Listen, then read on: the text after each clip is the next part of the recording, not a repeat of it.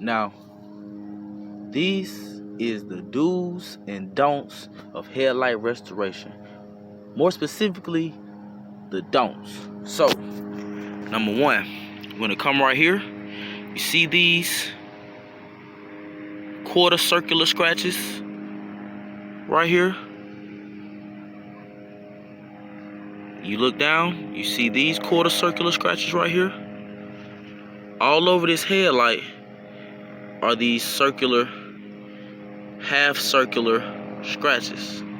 Well, this is actually from using a drill, an impact, or some sort of handheld machine with a sanding disc. I would probably say a 2-inch sanding disc, and bearing down on the headlight, where they've actually scarred and scratched and damaged the headlight, trying to sand the oxidation off to shine it. So they actually did kind of good right here because it's see-through.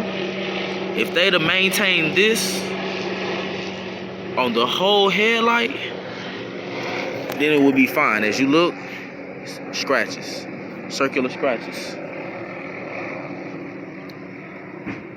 The fast way is not always the best way.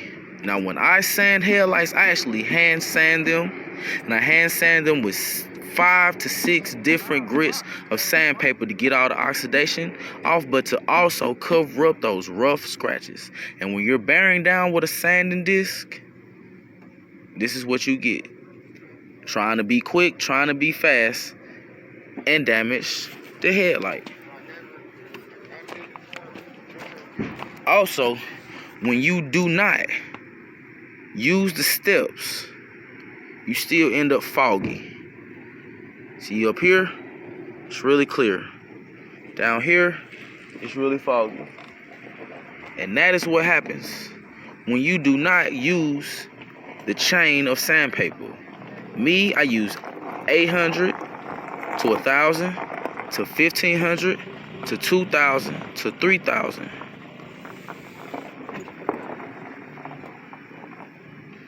And I do it by hand.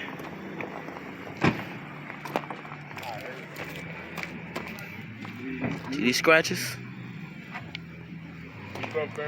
You see that it's still murky. The do's and don'ts of headlight restoration, man. And I'm out. Now, this video shows you a fine finished product of headlight restoration, but then I'm gonna also show you some of the things that you cannot control when doing headlight restoration. So, if a headlight is not totally bad and damaged, you can get away with not sanding it and just buffing it. Here you still have where the aftermarket clear coat is peeling, but I buffed over the top of it. I actually buffed this line to try to hide it. My customer was satisfied. He said he does want this sanded off because when I did this side, it looked better than the other headlight. So when I come over here to the other headlight, and once again, I didn't sand this headlight either. I just buffed it, but this headlight is a little bit more damaged. This is an aftermarket headlight that has its own clear coat that was applied, and it was very light. That's why it's peeling.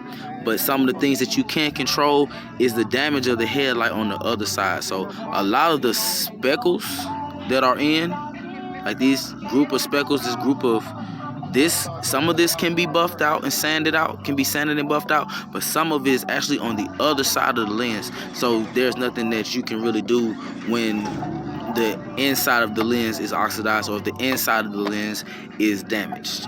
But once again, this light was foggy, was half foggy, just like that one with the clear coat breaking. And I just put him a little shine on him because he said he didn't want to go too much. He just wanted to look better. But those are the finished product for you, man. You can see through that light, man. It's very shiny, man.